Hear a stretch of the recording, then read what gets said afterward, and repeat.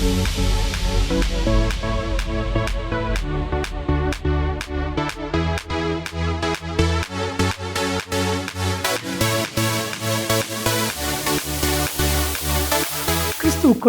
மிகவும் பிரியமானவர்களே, திருமறை தியானம் இந்த நிகழ்ச்சியை நமக்கு வழங்குகிற மதிப்பிற்குரிய டாக்டர் ரெவரண்ட் பால்ராஜ் அதிசயமணி ஐயா மும்பை பட்டணத்தில் மெத்தடிஸ்ட் திருச்சபையினுடைய போதகராய் பணியாற்றி இறைபணியை செய்தவர்கள். கடந்த 40 ஆண்டுகளாக இந்தியாவிலும் உலகத்தின் பல தேசங்களிலும் ஆண்டவருடைய அருள் வார்த்தையை வல்லமையாய் பிரசங்கித்து வருகிறார்கள். திருச்சபைகள், ஊழியர் நிறுவனங்கள், இன்னும் பல பகுதிகளிலே கர்த்தரால் வல்லமையாய் பயன்படுத்தப்பட்டு வருகிறார்கள். முழு வேதாமத்தை குறித்தான விளக்க உரையும் ஏறத்தாழ 125 புத்தகங்களும் கர்த்தர் அவர்களை கொண்டு எழுத வைத்திருக்கிறார். அவர்களுடைய எளிமையான பிரசங்கம், வல்லமை நிறைந்த கர்த்தருடைய வார்த்தை, ஆழமான கருத்துக்கள், வேதாகமத்தினுடைய ஆழமான விளக்க உரைகள் பலாயிரக்கணக்கான லட்சக்கணக்கான மக்களுக்கு மிகவும் பிரோஜனமாக, ரட்சிப்புக்கு ஏதுவாக கர்த்தர் அன்பு ஐயாவை பயன்படுத்தி வருகிறார். இப்பொழுதும் நமது கிராஸ் டிவியில் திருமறை தியானம் என்கிற நிகழ்ச்சியில் கர்த்தர் அவர்களை பயன்படுத்துகிறார். இந்த நிகழ்ச்சியை மற்றவர்களுக்கு சொல்லுங்க, நீங்களும் பாருங்க. கர்த்தர் அன்பு ஐயாவை வல்லமையாக எடுத்து பயன்படுத்துவார். ஆண்டவருடைய பிரசன்னத்தில் மீண்டுமாக உங்களை காணும் பொழுது அதிக மகிழ்ச்சி அடைகிறேன். இந்நாளிலும் உங்கள் மத்தியில் வந்து உறவு கொள்ளவும், ஆண்டவருடைய வசனத்தை பகிர்ந்து கொள்ளவும் தருணம் கொடுத்து ஆண்டவரை துதிப்பதோடு எனக்கு வாய்ப்பளித்த உங்களுக்கு என்னுடைய நன்றியை நான் தெரிவித்துக் கொள்கிறேன். அப்போஸ்தலர் நடவடிக்கைகளிலிருந்து இந்நாட்களிலே செய்திகளை படித்து தியானித்து வருகிறோம். 16ஆம் அதிகாரத்திற்கு வந்திருக்கிறோம். கடந்த தடவை நாம் சந்தித்த பொழுது லீதியாள், அவருடைய வீட்டார், அவருடைய மனமாற்றம், அவருடைய ரட்சிப்பு, அவருடைய ஞானஸ்நானம் ஆகிய காரியங்களை நாம் பார்த்தோம். இன்றைய நாளிலே தொடர்ந்து இன்னொரு பெண்ணை குறித்து பார்க்க இருக்கிறோம். இந்த அப்போஸ்தலர் 16ஆம் அதிகாரத்தில் 2 பெண்மணிகள், ஒருத்தி கடவுளுக்கு பயந்தவள், இன்னொருத்தி பிசாசுக்காக காரியங்களை நடப்பித்தவள் என்று சொல்லி வாசிக்கிறோம். இந்த 2வது பெண்மணியை குறித்து இன்றைக்கு நாம் சிந்திப்பதற்கு முன்பு சில வசனங்களை நாம் வாசித்து விடுவோமா? அப்போஸ்தலர் 16ஆம் அதிகாரம் எடுத்துக்கொள்ளுங்கள். அப்போஸ்தலர் 16:16 எடுத்துக்கொள்ளுங்கள். வேதம் உங்களுடைய கையிலே, மடியிலே, மேஜையில் இருக்க வேண்டும். நான் வாசிக்கும் பொழுது என்னையே பார்த்து கொண்டிராமல் உங்கள் கையில் இருக்கக்கூடிய வேதத்தை நீங்கள் பார்த்து, நான் வசனங்களை வாசிக்க நீங்களும் வசனத்தின் மூலமாக என்னை பின்தொடர வேண்டும். சரியா? அப்போஸ்தலர் 16:16 முதல். நாங்கள் ஜெபம் பண்ணுகிற இடத்திற்கு போகையில் குறி சொல்ல ஏவுகிற ஆவியை கொண்டிருந்து, குறி சொல்லுகிறதினால் தன் எஜமான்களுக்கு மிகுந்த ஆதாயத்தை உண்டாக்கின ஒரு பெண் எங்களுக்கு எதிர்பட்டாள். அவள் பவுலையும் எங்களையும் பின்தொடர்ந்து வந்து, இந்த மனுஷர் உன்னதமான தேவனுடைய ஊழியக்காரர், ரட்சிப்பின் வழியை நமக்கு அறிவிக்கிறவர்கள் என்று சத்தமிட்டாள். இப்படி அநேக நாள் செய்து கொண்டு வந்தாள். பவுல் சினங்கொண்டு திரும்பி பார்த்து, நீ இவளை விட்டு புறப்படும்படி இயேசு கிறிஸ்துவின் நாமத்தினாலே உனக்கு கட்டளையிடுகிறேன் என்று அந்த ஆவியுடனே சொன்னான். அந்நேரமே அது புறப்பட்டு போயிற்று. 19. அவருடைய எஜமான்கள் தங்கள் ஆதாயத்து நம்பிக்கை அற்று போயிற்று என்று கண்டு பவுலையும் சீலாவையும் பிடித்து சந்தை வெளியில் உள்ள அதிகாரிகளிடத்தில் இழுத்து கொண்டு போனார்கள் என்று தொடர்ந்து நாம் பார்க்கிறோம். பவுலும் அவனோடு சேர்ந்த ஊழியக்காரர்களுக்கும் பிரச்சனை. அந்த ஊழியக்காரர்கள் ஒரு மிஷன் டீமாக, ஒரு அர்ப்பணி குழுவாக இயங்கி வந்தார்கள். அவர்களுக்கு லீதியாளினாலே பெரிய சந்தோஷம், சமாதானம், ஆச்சரியம், ஆனந்தம். இப்பொழுது வித்தியாசமான ஒரு பெண்மணி, பிசாசு பிடித்தவள், பிசாசு மூலமாக குறி சொன்னவள், அதன் மூலமாக அவளை நடத்திய மக்களுக்கு, அவளை நடத்திய மனிதர்களுக்கு ஆதாயத்தை கொண்டு வந்தவள். அவள் பவுலையும் அவனுடைய குழுவினரையும் பார்த்து பெரிதாக புகழ்ந்து சொன்னதாக வேதத்தில் வாசிக்கிறோம். இந்த மனுஷர் உன்னதமான தேவனுடைய ஊழியக்காரர், ரட்சிப்பின் வழியை நமக்கு அறிவிக்கிறவர்கள் என்று சத்தமிட்டாள். உடனே பவுல் என்ன சொல்லியிருக்கணும்? வெரி குட், கரெக்டாக சொல்கிறிய என்று சொல்லாமல் 18ஆம் வசனம், இப்படி அநேக நாள் செய்து கொண்டு வந்தாள். பவுல் சினங்கொண்டு, முதல்ல கோபம், திரும்பி பார்த்து, நீ இவளை விட்டு புறப்படும்படி இயேசு கிறிஸ்துவின் நாமத்தினாலே உனக்கு கட்டளையிடுகிறேன் என்று அந்த ஆவியுடனே சொன்னான். அந்நேரம் அது புறப்பட்டு போயிற்று என்று சொல்லி வேதத்திலே வாசிக்கிறோம். சாத்தானுடைய ஆவியின் மூலமாக அரைகுறை உண்மைகளை சொல்லி விசுவாசிகளை வழிதப்பி நடத்துவது பிசாசின் பிரயத்தனங்களிலே ஒன்று. எப்படி ஆண்டோடு சித்தத்தை விட்டு வழி விலகி மக்கள் செல்ல வேண்டும், அரைகுறைய உண்மையை அறிவித்தால் அதை நம்புவார்கள் என்று சொல்லி, இது அவருடைய ஆதி புத்தி. ஆதியாகமத்திலேயே ஆதாம் ஏவாள் வாழ்க்கையிலே பார்க்கும் பொழுது, இந்த கனியை புசிக்கக்கூடாது என்று தேவன் உங்களுக்கு சொன்னதுண்டோ என்று பிசாசு சொன்னதாக வேதத்தில் வாசிக்கிறோம். இந்த பயலுக்கு எப்படி தெரிஞ்சது? அசந்து போனார்கள். ஆதாமும் ஏவாளும் நம்ப தொடங்கினார்கள், நம்பினார்கள், பாபத்தில் விழுந்தார்கள் என்று சொல்லி வேதத்தில் வாசிக்கிறோம். வெளிப்பாடுகள் பரிசுத்தாவியானவர் மூலமாக மட்டுமல்ல, அசுத்தாவி மூலமாக ஒரு சில சமயங்களிலே அரைகுறையாக அறிவிக்கும். பின்ன சில மனிதர்கள், குறிப்பாக ஊழியக்காரர்கள், அவர்களும் ஏதாவது சொன்னால் ஏதாவது நடக்காதா என்று சொல்லி சும்மா நாளும் தீர்க்க தரிசனம் என்ற பெயரில் கூறி சொல்வார்கள். அது சில சமயங்களில் நடக்கும், சில சமயம் நடக்காது. நடக்காவிட்டால் அதற்கும் ஏதாவது ஒரு சமாதானம் சொல்லிக் கொள்வார்கள்.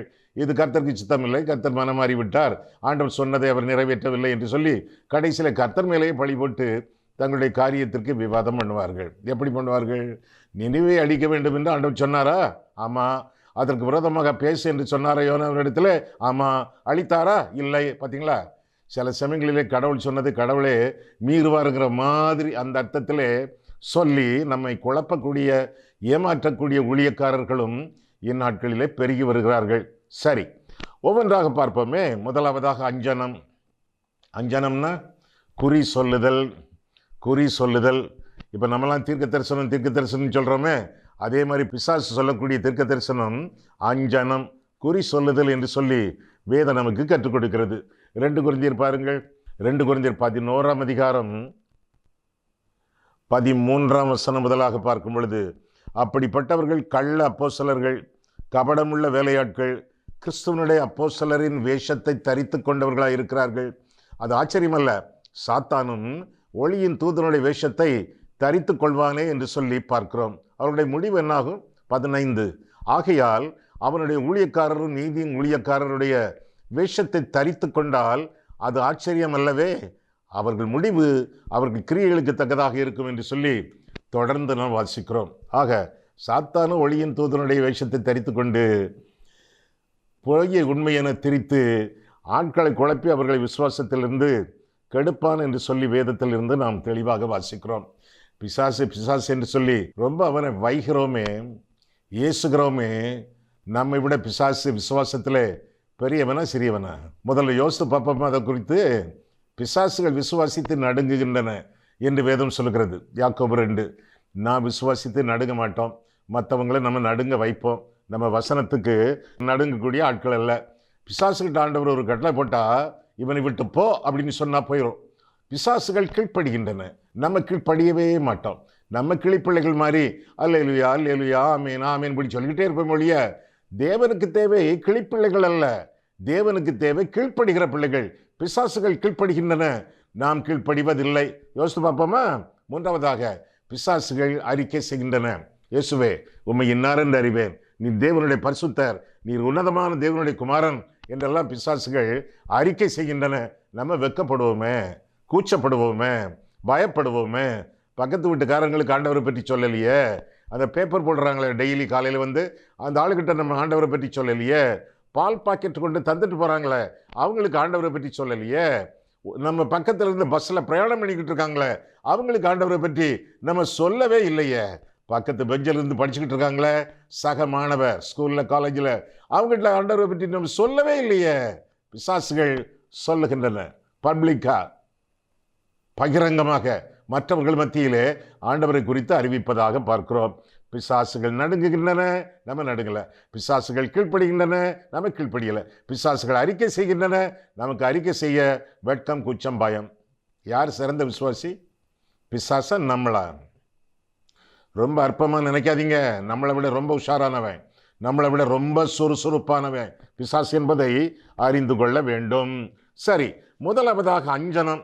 இந்த பெண்மணி அஞ்சனக்காரி, குறி சொல்லுகிறவள்னு சொல்லி வேதத்தில் வாசிக்கிறோம். உங்களுக்கு விஷயம் தெரியுமா?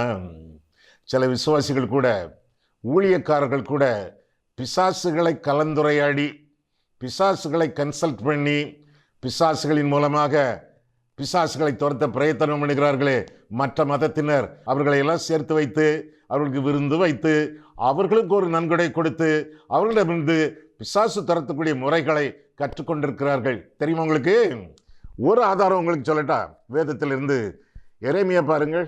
எரேமியா 23ஆம் அதிகாரம். அங்கே இதை குறித்து பார்க்கிறோம். எரேமியா 23:13 எடுத்துட்டீங்களா? எரேமியா 23:13. இந்த வசனங்களை எல்லாம் நீங்கள் அடிக்கோடு போட்டுக்கொள்ளுங்களேன், மற்றவங்களுக்கு சொல்லதுக்கு பிரயோஜனமாக இருக்கும். எரேமியா 23:13. சமாரியாவின் தீர்க்கதரிசிகளிலோ மதிகேட்டை கண்டேன். என்ன மதிகேடு?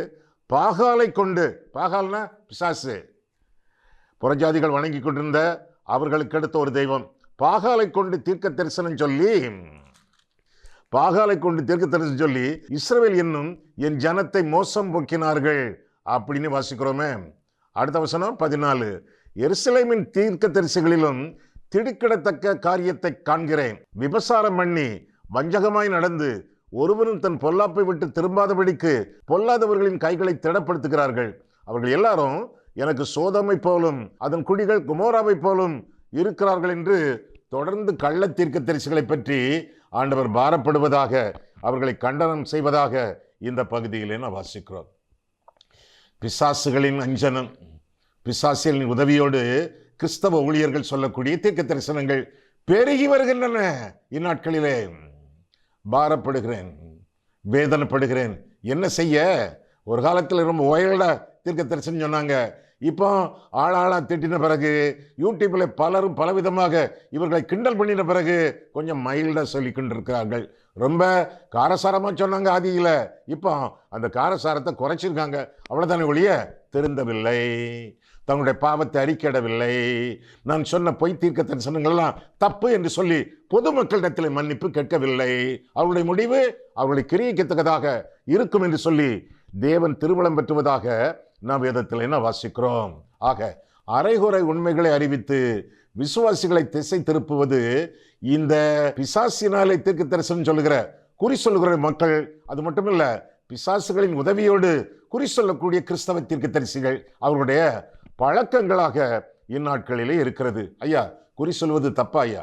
குறி கேட்பது அல்லது கிளி ஜோசியம் கேட்பது இதெல்லாம் தப்பா ஐயா? தப்பு என்று வேதத்தில் வாசிக்கிறோம். லேவியராகமம் 19 பாருங்கள். குறி கேட்பதற்குரிய தாற்பயத்தை குறித்து நாம் பார்க்கிறோம். லேவியராகமம் 19ஆம் அதிகாரம் 26 பாருங்க. யாதொன்றையும் இரத்தத்துடன் புசிக்க வேண்டாம். சரி, குறி கேளாமலும் நாள் பாராமலும் இருப்பீர்களாக. இது கர்த்தர் உண்டு பண்ணின நாள்.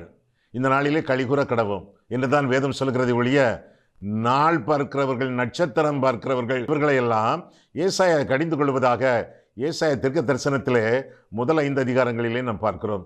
நாள் பார்க்கக்கூடாது. ஏன்? எல்லா நாளும் ஆண்டவர் உண்டு பண்ணின நாளாச்சே. ஒவ்வொரு நாளையும் ஆண்டவர் உண்டு பண்ணி நல்லது என்று காண்கிறாரு.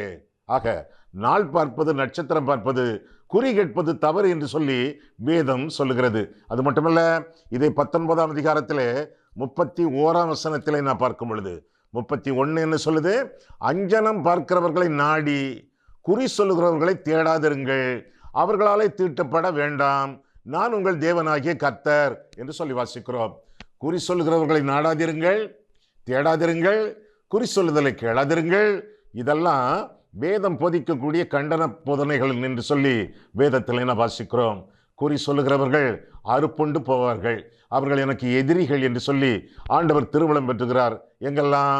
லேவியராகமம் 30:6, இன்னும் எசேக்கியேல் 13:9 அவர்களெல்லாம் நிர்மூலமாக்கப்படுவார்கள் என்று சொல்லி 2 ராஜாக்கள் 23:24 பார்க்கிறோம்.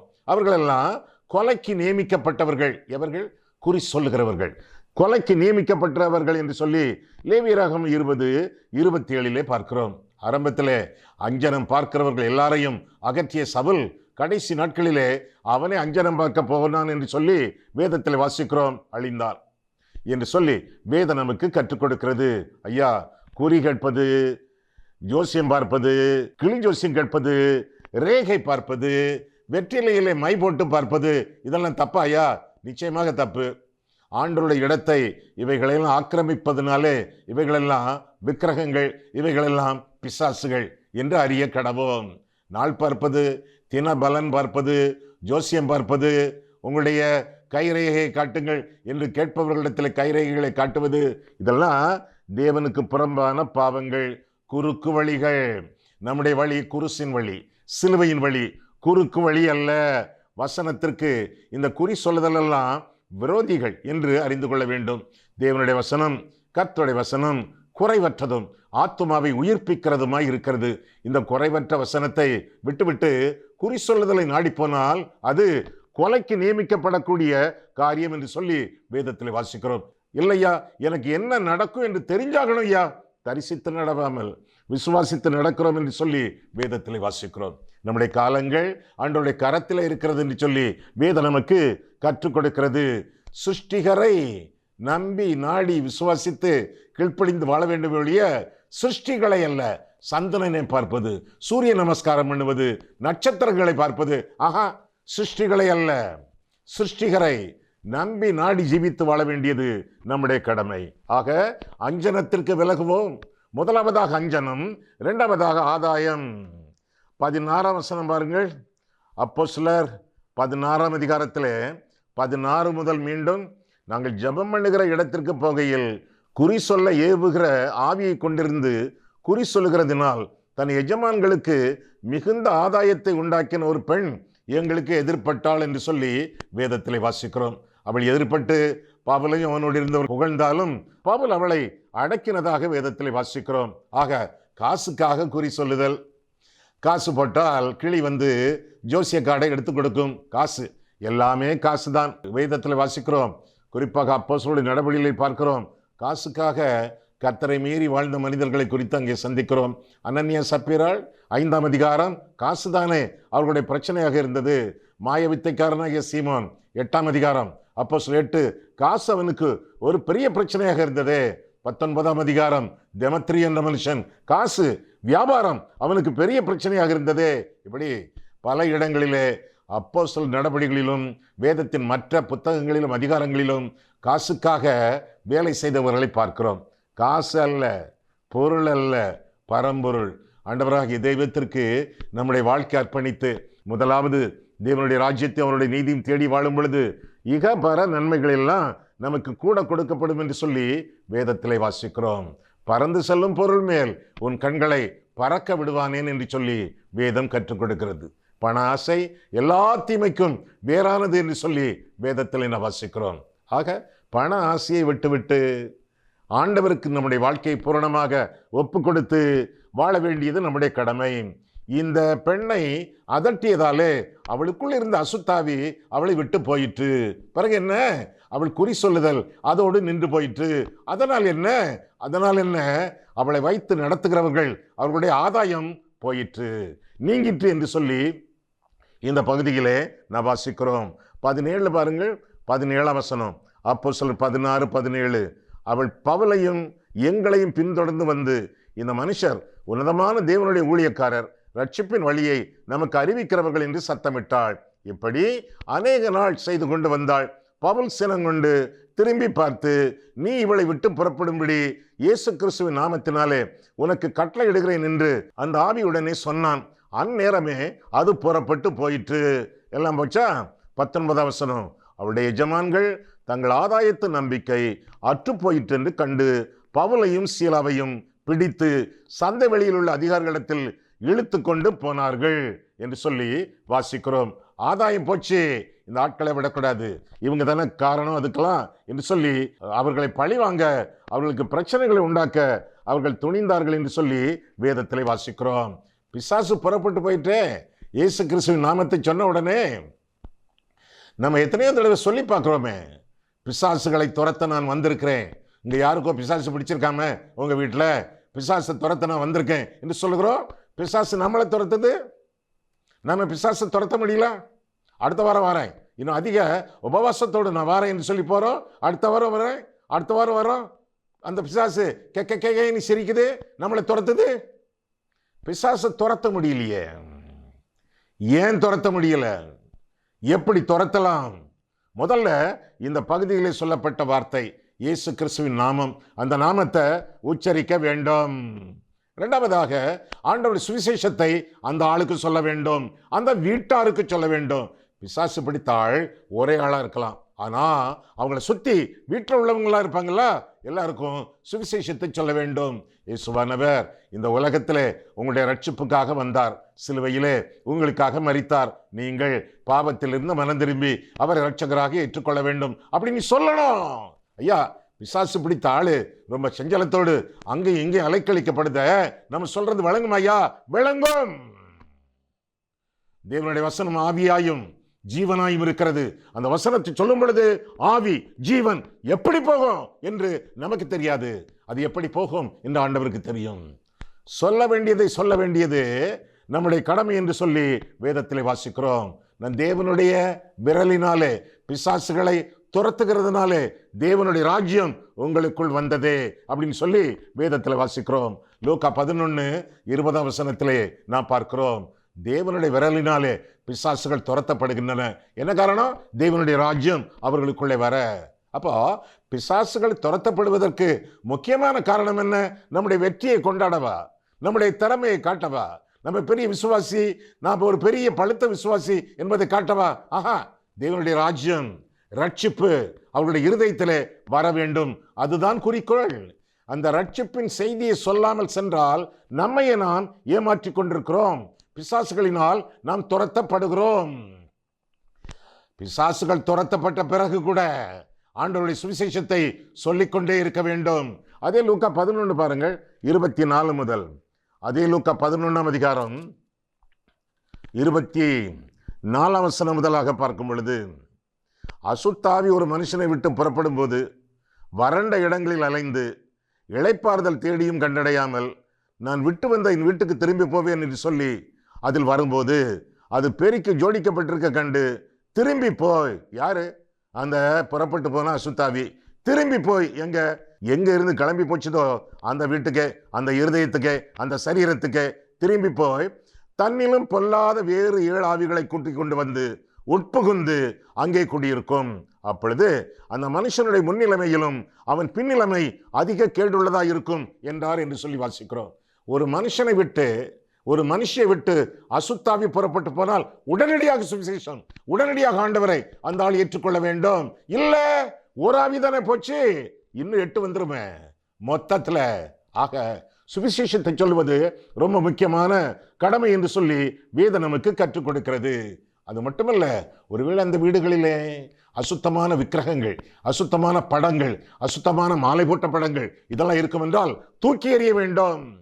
நீங்க தூக்கி எறிஞ்சா திட்டுவாங்க, அவங்க கிட்டே சொல்லுங்க, இவைகளெல்லாம் தூக்கி எறியப்பட வேண்டும். வீடு பரிசுத்தமாக வேண்டும்.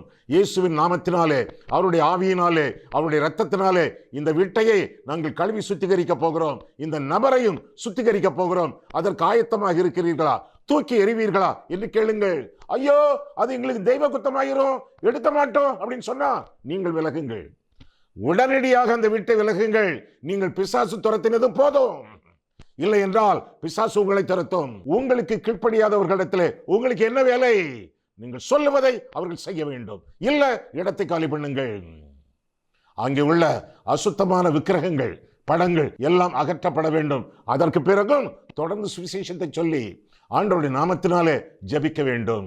போகும் பொழுது, பிசாசு துரத்த போகும் பொழுது ஜெபத்தோடு உபவாசத்தோடு செல்லுங்கள். ஏனென்றால் சில வகை பிசாசுகள் ஜெபத்தினாலன்றி உபவாசத்தினாலன்றி போகாது என்று சொல்லி ஆண்டவர் சொல்லி இருக்கிறார். இதுதான் பிசாசுகளை துரத்தக்கூடிய தாற்பயம், கடமை, முறைமை என்று சொல்லி அறிந்து கொள்ள வேண்டும்.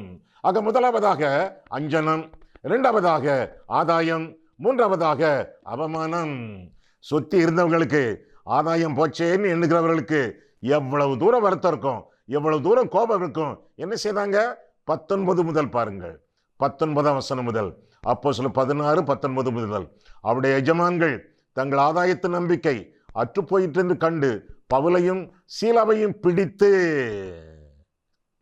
சந்தை வெளியில் உள்ள அதிகாரிடத்தில் இழுத்து கொண்டு போனார்கள். அவர்களை அதிகாரிடத்தில் ஒப்புவித்தார்கள். யூதர்களாகிய இந்த மனுஷர் நம்முடைய பட்டணத்தில் கலகம் பண்ணி ரோமராகிய நாம் ஏற்றுக்கொள்ளவும் அனுசரிக்கவும் தகாத முறைமைகளை போதிக்கிறவர்கள் என்றார்கள். அப்பொழுது ஜனங்கள் கூட்டங்கூடி அவர்களுக்கு விரோதமாய் எழும்பினார்கள். அதிகாரிகள் அவர்கள் வஸ்திரங்களை கிழித்து போடவும் அவர்களை அடிக்கவும் சொல்லி அவர்களை அநேக அடி அடித்த பின்பு சிறைச்சாலையில் வைத்து அவர்களை பத்திரமாய் காக்கும்படி சிறைச்சாலைக்காரனுக்கு கட்டளையிட்டார்கள் என்று சொல்லி வேதத்தில் வாசிக்கிறோம்.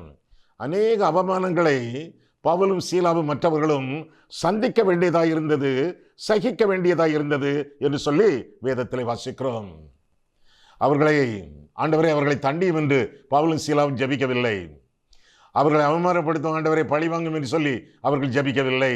இந்த அதிகாரிகள், இந்த சிறைச்சாலை அதிகாரி, இன்னும் எங்களை விசாரிக்க போகிறவர்கள், இவர்கள் எல்லாம் பழிவாங்கும் ஆண்டவரே, பழிவாங்குதல் எனக்குரியது என்று சொல்லி இருக்கிறீரே, பழிவாங்கும் ஆண்டவரே என்று சொல்லி ஜெபிக்கவில்லை. ஒன்றுமே சொல்லவில்லையே. அப்படி அவர்களை மன்னித்து மறந்து விடுவதாக அவர்களை குறித்து வேதத்தில் வாசிக்கிறோம்.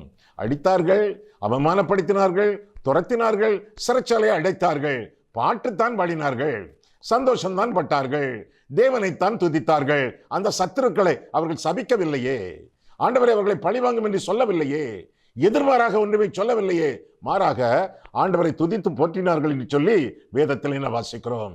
எங்கே வாசிக்கிறோம்? 22ஆம் வசனம் முதல் 25 வரை பார்க்கும் பொழுது ஆனந்தம் கொண்டாடினார்கள். தொழுமரத்தில் தொங்கிக் கொண்டு ஆனந்தம் கொண்டாடினார்கள். ஆக முதலாவதாக அஞ்சனம், இரண்டாவதாக ஆதாயம், மூன்றாவதாக அவமானம், நான்காவதாக ஆனந்தம். 22ஆம் வசனம் முதல் பாருங்கள். அப்போஸ்தலர் 16:22 முதலாகவே பாருங்கள், 25 வரை. அப்பொழுது ஜனங்கள் கூட்டம் கூடி அவர்களுக்கு விரோதமாக எழும்பினார்கள். அதிகாரிகள் அவர்கள் வஸ்திரங்களை கிழித்து போடவும் அவர்களை அடிக்கவும் சொல்லி அவர்களை அநேக அடி அடித்த பின்பு சிறைச்சாலையில் வைத்து அவர்களை பத்திரமாய் காக்கும்படி சிறைச்சாலைக்காரனுக்கு கட்டளையிட்டார்கள். அவன் இப்படிப்பட்ட கட்டளை பெற்று அவர்களை உட்காவல் அறையிலே அடைத்து அவர்கள் கால்களை தொழுமரத்தில் மாட்டி வைத்தான். நடுராத்திரியிலே பவுலும் சீலாவும் ஜெபம் பண்ணி தேவனை துதித்து பாடினார்கள். காவலில் வைக்கப்பட்டவர்கள் அதை கேட்டுக்கொண்டிருந்தார்கள். எதை? அவர்களுடைய ஜெபத்தை, அவர்களுடைய துதியை, அவர்களுடைய பாட்டை கேட்டுக்கொண்டிருந்தார்கள் என்று சொல்லி நாம் வேதத்திலே வாசிக்கிறோம். ஆக அவமானப்பட்டார்கள், அதே வேளையிலே ஆனந்தம் கொண்டார்கள். இது சாத்தியமாய்யா? இது சாத்தியம் என்று சொல்லி வேதத்திலே பல இடங்களிலே பார்க்கிறோம். யோபு தன்னுடைய சொத்தை இழந்தான், சொந்தத்தை இழந்தான், சொந்த மனைவி இழந்தான், சுகத்தை இழந்தான், எல்லாவற்றையும் இழந்து விட்டு என்ன சொன்னான்? கர்த்தர் கொடுத்தார், கர்த்தர் எடுத்தார், கர்த்தருடைய நாமத்துக்கு ஸ்தோத்திரம். நான் இழந்ததெல்லாம் தேவனுடையதல்லவா? கர்த்தர் கொடுத்தார், கர்த்தர் எடுத்தார், கர்த்தருடைய நாமத்துக்கு ஸ்தோத்திரம். ஆமையா, எல்லாத்தையும் இழந்தான், எல்லாத்தையும் ரெட்டிப்பாய் பெற்றுக்கொண்டான் என்றெல்லாம் வேதம் சொல்லுதே. அவனுக்கு 10 பிள்ளைகள் இருந்தாங்களே, ரெட்டிப்பாய் பெறலை ஐயா. அவனுக்கு திரும்ப 10 பிள்ளைகள் தானே பிறந்துச்சு, 10 செத்து போச்சு ஐயா. அவனுக்கு எதுக்கு ஆண்டவர் 20 பிள்ளைகள் கொடுக்கல? எல்லாத்திலும் ரெட்டிப்பா கொடுத்தார, இது மட்டும் 10 மட்டும் பிறந்துச்ச, எப்படி ஐயா? 10 பிள்ளைகள் இறந்தார்களா? அவங்க எங்க இருக்காங்க? கர்த்தர் கொடுத்தார், கர்த்தர் எடுத்தார். அந்த இறந்து போன 10 கர்த்தரிடத்துல இப்பொழுது இருப்பது இன்னும் 10, மொத்தம் 20. கணக்கு சரியா இருக்கும். வேதத்தின் அடிப்படையிலே பார்க்கும் பொழுது எல்லாவற்றிலும் தேவனுக்கு ஸ்தோத்திரம் செலுத்துங்கள். அப்படி செய்வதே உங்களை குறித்து தேவனுடைய சித்தமாக இருக்கிறது என்று சொல்லி 1 தெசலோனிக்கேயர் 5ஆம் அதிகாரம் 18ஆம் வசனத்திலே வாசிக்கிறோம். கர்த்தரை நான் எக்காலத்திலும் ஸ்தோத்திரிப்பேன், அவருடைய துதி எப்போதும் என் வாயில் இருக்கும் என்று சங்கீதக்காரன் பாடுவதாக 34ஆம் சங்கீதம் 1ஆம் வசனத்திலே நான் வாசிக்கிறோம். ஐயா, நன்மையில நன்றி செலுத்தலாம் ஐயா, ஆனா துன்பமா வரும்போது என்னையா செய்ய? நல்ல கேள்வி, நீங்கள் கேட்ட கேள்வி. நன்மையிலே நன்றி செலுத்துங்கள், துன்பத்திலே துதி செலுத்துங்கள். அது வேதத்தின் அடிப்படை போதனையாக இருக்கிறது என்று சொல்லி வேதம் நமக்கு தெளிவாக கற்றுக் கொடுக்கிறது. எனவே இவர்கள் தொழுமரத்தில் கட்டப்பட்டு தொங்கிக் கொண்டிருந்தாலும் துதி பாடினார்கள் என்று சொல்லி அவர்களை குறித்து வேதம் நமக்கு கற்றுக் கொடுக்கிறது. ஜெபம் பண்ணினார்கள், துதித்து பாடினார்கள் என்றெல்லாம் பார்க்கிறோம். ஐயா, இந்த பயங்கரமான வேளையிலே, கட்டப்பட்ட சூழ்நிலையிலே, நள்ளிரவிலே பாட்டு எப்படியா வரும்? கிறிஸ்துவுக்குள்ளாக நாம் வாழ்ந்தால், தேவனுடைய சந்நிதியிலே நாம் ஜீவித்தால், நள்ளிரவு பாடல்கள் கூட நம்முடைய நாவிலே இருக்கும் என்பதை நாம் அறிந்து கொள்ள வேண்டும். கர்த்தருக்குள்ளாக வாழும் பொழுது நிச்சயமாக நன்மையிலே நன்றி, துன்பத்திலே துதி, எப்பொழுதும் சந்தோஷமாயிருங்கள் என்று சொல்லி பவுல் புத்தி சொன்னதாக, பிற்றைய நாட்களில் அறிவித்ததாக பிலிப்பியர் 4ஆம் அதிகாரம் 4ஆம் வசனத்திலே தெளிவாக வாசிக்கிறோம். ஏன்? அன்றியும் அவருடைய தீர்மானத்தின்படி அழைக்கப்பட்டவர்களாய் அவரிடத்திலே அன்பு கூர்ந்தால் சகலமும் நன்மைக்கு எதுவாகவே நடக்கும் என்று சொல்லி வேதத்திலே நான் வாசிக்கிறோம். ஐயா, எப்படி ஐயா பாட முடிந்தது? எங்களால் முடியவில்லையே ஐயா. தேவனுடைய பிரசன்னத்தை அவர்கள் உணர்ந்தவர்கள். நீங்களும் தேவனுடைய பிரசன்னத்திலே வாழ்கிறீர்கள்.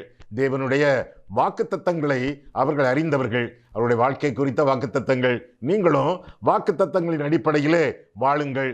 தேவனுக்காக அவர்கள் சேவை செய்தார்கள், ஊழியம் செய்தார்கள். எனவே நீங்களும் ஆண்டவருடைய சேவைகளிலே ஈடுபட கடமைப்பட்டிருக்கிறீர்கள். பின்ன கர்த்தருக்காக அவர்கள் துன்பம் அனுபவிக்க அவர்கள் தங்களை ஒப்புக் கொடுத்தார்கள். தேவ பக்தியாய் நடக்க மனதாயிருக்கிற யாவரும் துன்பப்படுவார்கள் என்ற வசனத்திற்கு அவர்கள் கீழ்ப்படிந்தார்கள். நாமும் கூட துன்பங்களிலே கூட ஆண்டவரை துதித்து வாழ வேண்டியது நம்முடைய கடமை. மேலாக இந்த சூழ்நிலையும், எந்த சூழ்நிலை? சிறைச்சாலையின் சூழ்நிலை, தொழுமரத்தின் சூழ்நிலை, இந்த சூழ்நிலையும் ஆண்டவரால் அனுமதிக்கப்பட்டிருக்கிறது. God is in control. Our security is with the Lord God. தேவன் எல்லாரையும் எல்லாவற்றையும் ஆள்கிறார். எங்களுடைய பாதுகாப்பு கிறிஸ்துவுக்குள்ளே இருக்கிறது என்று எண்ணி அவர்கள் ஆண்டவருடைய பிரசன்னத்திலே, ஆண்டவருடைய ஆளுகையிலே தங்களை காத்துக்கொண்டார்கள் என்று சொல்லி அறிந்து கொள்ள வேண்டும். நமக்கும் நம்முடைய வாழ்க்கையில கூட தேவன் எல்லாரையும் ஆள்கிறார், எல்லாவற்றையும் ஆண்டு வழிநடத்துகிறார். எங்களுடைய பாதுகாப்பு கிறிஸ்துவிலே இருக்கிறது என்ற எண்ணத்தோடு வாழ்வீர்கள் என்றால் நன்மையிலே நன்றி செலுத்துவீர்கள், துன்பத்திலே துதி செலுத்துவீர்கள் என்று அறிய கடவோம். எங்களுக்கு உண்டான சகல உபத்திரவத்திலும் நாங்கள் பரிபூரண சந்தோஷமாக இருக்கிறோம் என்று பவுல் சொல்லுகிறானே 2 கொரிந்தியர் 7:4 அவ்வாறாக நம்முடைய வாழ்க்கையிலே சந்தோஷத்தோடு எப்பொழுது வாழத்தக்கதாக நாம் அழைக்கப்படுகிறோம். சகலமும் கிறிஸ்துவுக்குள்ளாக நன்மைக்கு எதுவாக நமக்கு நடக்கிறது என்பதை நாம் அறிந்து கொண்டால் நன்றியோடு இந்த உலகத்திலே நாம் வாழ்வோம் என்பதிலே எந்த விதமான ஐயமும் இல்லை. 4 காரியங்கள் நாம் ஆழமாக அறிந்து கொள்ள வேண்டும். 1, அஞ்சனம் பார்க்கக்கூடாது, அஞ்சனக்காரர்களை தேடக்கூடாது. கள்ள தீர்க்கதரிசிகளும் நம் ஆட்கள், நான் ஒரு தீர்க்கதரிசி என்று சொல்லிக்கொண்டு அழைக்கிறார்களே, இந்த கள்ள தீர்க்கதரிசிகளுக்கும் எச்சரிக்கையாக உலகத்திலே வாழ வேண்டும். 2வதாக, ஆதாயத்தை நம்பி சேவை செய்யக்கூடாது, ஊழியம் செய்யக்கூடாது, வேலை செய்யக்கூடாது. ஆண்டவர் தருவதை, ஆண்டவர் அனுமதிப்பதை நம்முடைய வாழ்க்கையில் அனுபவித்து ஆண்டவருக்கு ஸ்தோத்திரம் செலுத்தி வாழ வேண்டும். அவமானங்களை ஆண்டவருடைய நாமத்திற்காக, அவருடைய மகிமைக்காக சகிக்க வேண்டும்.